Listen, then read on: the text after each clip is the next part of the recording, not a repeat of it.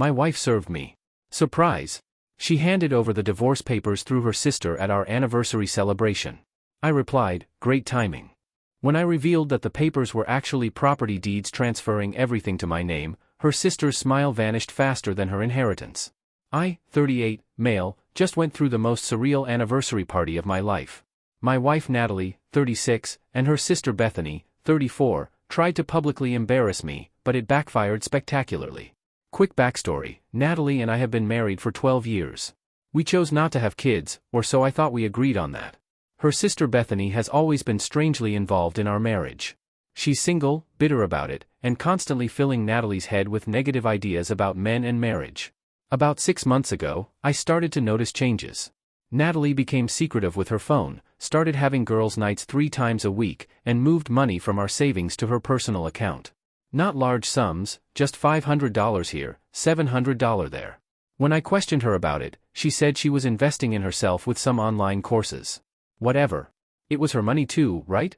Wrong. It turns out she was building an exit fund while planning to surprise me with divorce papers at our anniversary party. How do I know this? Because Bethany can't keep her mouth shut when she drinks. 2 months ago, at a wedding for one of Natalie's cousins, Bethany got drunk and started rambling to me about how some anniversaries are endings, not beginnings, and how public accountability changes everything. She even laughed about how served papers can't be ignored when there's an audience. I pretended to be clueless but started paying attention. I found a lawyer's business card in Natalie's purse, Olai and Associates, divorce attorneys. I did some digging and discovered she'd had 3 consultations. I also learned she'd been looking for an apartment with Bethany and that they had put a deposit down on a place starting next month. Here's the kicker: 8 years ago, Natalie inherited her grandmother's house.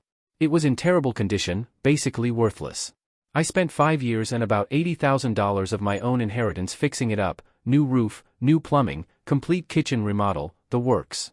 We lived there for 3 years before moving to our current home and renting it out. The house was in her name only because it was her inheritance. The rental income of $2,200 per month went into her personal account since it was family property. I was fine with this because marriage is about trust, right? After discovering her plan, I consulted my own lawyer. Turns out, in our state, I could claim the increased value of the house due to my investments and labor. The house went from being worth $60,000 to $280,000. My lawyer said I had a strong case for either compensation or partial ownership.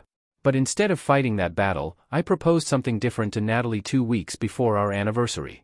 I told her I'd been thinking about our future and wanted to protect our assets. I suggested we transfer the rental house fully into my name for tax reasons since I'm self-employed and could use the deductions. In exchange, I'd transfer our current home, which we own jointly, entirely to her. She jumped at the chance. Our current home is worth $350,000 with only $100,000 left on the mortgage. The rental is worth $280,000 with no mortgage. She thought she was getting the better deal. We signed the papers 5 days before our anniversary party. All legal, all documented, all filed with the county. The anniversary party was last night. Natalie insisted on throwing a big celebration. She rented a private dining room at a fancy restaurant and invited about 40 people, friends, family, and some of my coworkers. She was practically glowing with excitement. Halfway through dinner, after the toasts, Bethany stood up with a huge grin. "I have something special for the happy couple." She pulled out an envelope and walked over to me. "On behalf of my sister, who deserves so much better. Consider yourself served." She slapped the envelope on the table in front of me. The room went silent. I opened it slowly, saw the divorce papers, and started laughing, not a crazy laugh, just a genuine chuckle. "Great timing," I said as I pulled out my own envelope from my jacket. I handed it to Natalie. Her smug expression started to fade as she read. "These are the deeds for the rental house," I said loudly enough for everyone to hear. "The ones you signed over to me last week, remember? For tax purposes." Her face turned pale. But you said?" "I said it would protect our assets." "And it does." "My assets, the $80,000 I put into that house plus 5 years of my labor. My lawyer says I could have claimed up to 70% of the property value in the divorce anyway. This way, we avoided that messy fight." Bethany snatched the papers from Natalie. "This can't be legal. You tricked her." "Tricked her?" "She had her own lawyer review the papers. She signed them willingly, just like she planned to trick me with these divorce papers at our anniversary party." The room was dead silent. Natalie's mom asked, "What divorce papers?" Update 1. The aftermath of the party was intense. After I revealed the property transfer, Natalie tried to save face. She stood up and announced that we were taking a break and that this was all a misunderstanding. But Bethany, sweet, helpful Bethany, had already posted on Instagram about how she was finally free from her toxic marriage, using the hashtag #DivorcePowerSisters before Misters. Yeah, that didn't age well. Natalie's parents were mortified. Her dad, Raymond, pulled me aside and apologized. He said he'd suspected something was off when Natalie asked to borrow $5,000 last month for emergencies but wouldn't specify why. Turns out that was for the lawyer's retainer. My mom, who flew in for the party, was fierce. She stood up and said, "Well, since we're sharing surprises, I should mention that the $80,000 my son put into that rental house came from his father's life insurance." His dead father?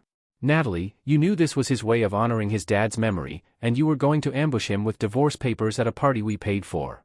Oh, and I forgot to mention my mom had contributed $3,000 toward the party because Natalie claimed money was tight. Natalie and Bethany left in an Uber. Most of the guests stayed, and it turned into a weird support gathering for me. One of my coworkers brought out a bottle of whiskey from his car, and we ended up closing down the restaurant. The next morning, I woke up to 67 text messages from Natalie. They ranged from, "How could you," to, "That house is my grandmother's legacy," to, "You're a monster," to, "Can we talk?" I replied once, "All communication goes through lawyers now. You started this process.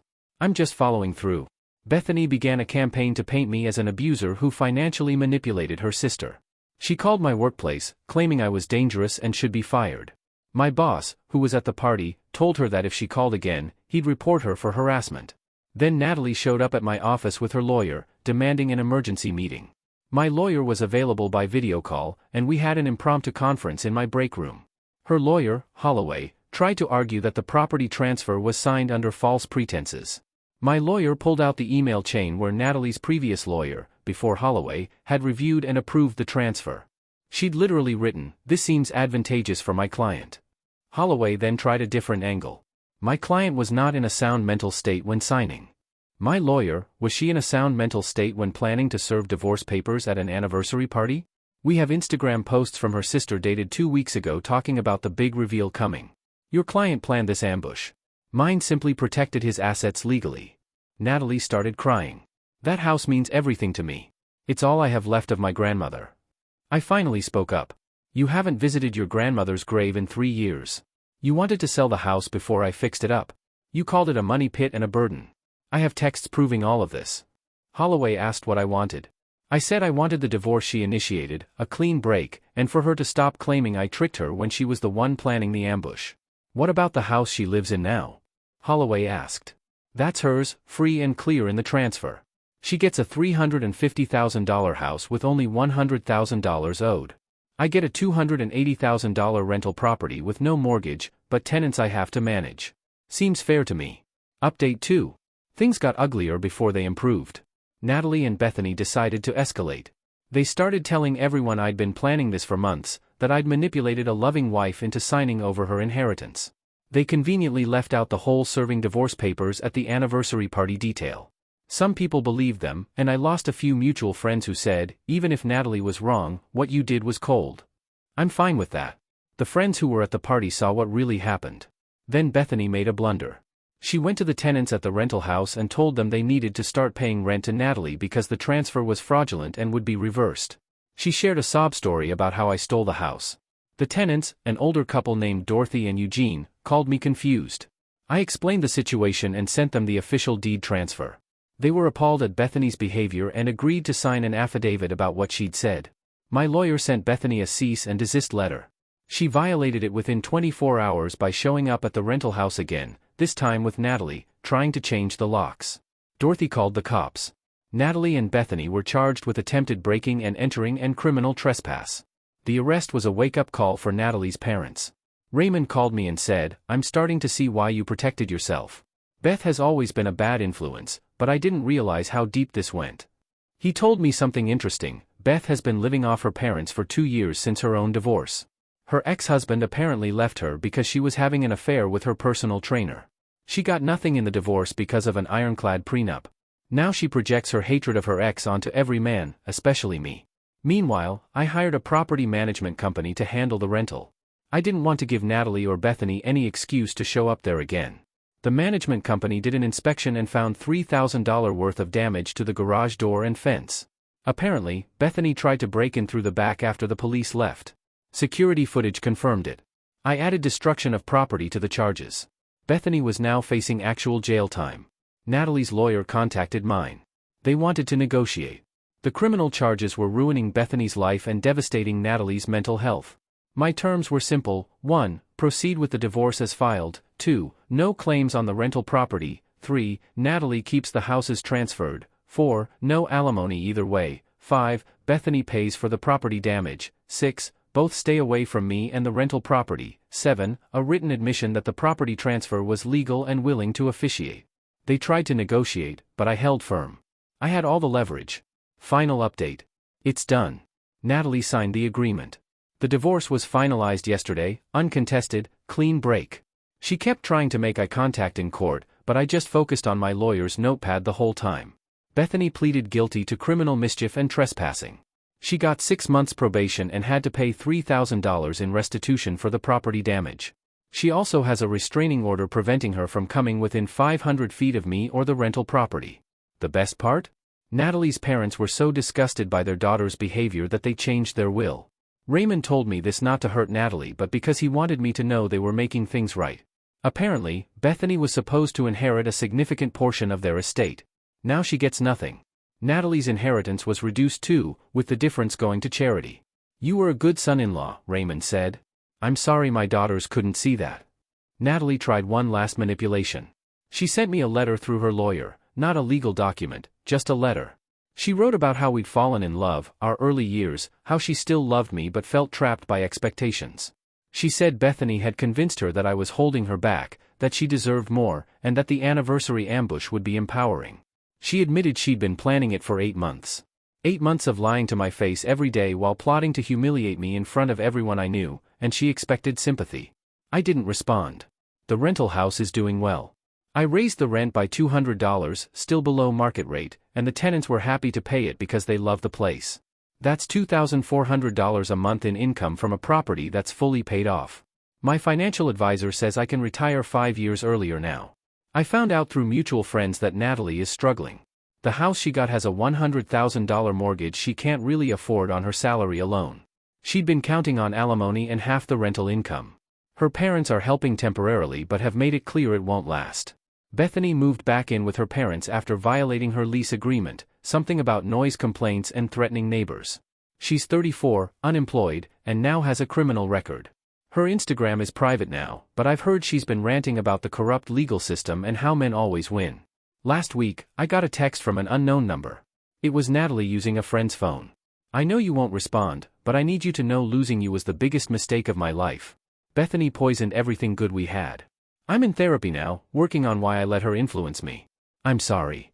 I blocked that number too. People ask if I regret any of it. Honestly, I regret not seeing the sign sooner. I regret trusting someone who was plotting against me, but protecting myself and using their own ambush timeline against them? Not for a second. They wanted to publicly embarrass me. They wanted to ruin me financially. They wanted to portray me as the villain in their story. Instead, they played themselves. The property transfer was legal. The divorce was what they wanted. The criminal charges were for their own actions. I'm dating again now. Nothing serious yet, but I'm upfront about what happened. Most women are appalled by the anniversary ambush plan. One said, anyone who do that deserves whatever karma comes their way. Karma came. It was documented, notarized, and filed with the county clerk. Edit, since some people are asking, yes, this is all legal in my state. Community property laws vary. The property transfers were reviewed by lawyers on both sides. And no, I don't feel bad. They plan to ambush me with divorce papers at our anniversary party in front of my family and friends. I just made sure I was protected.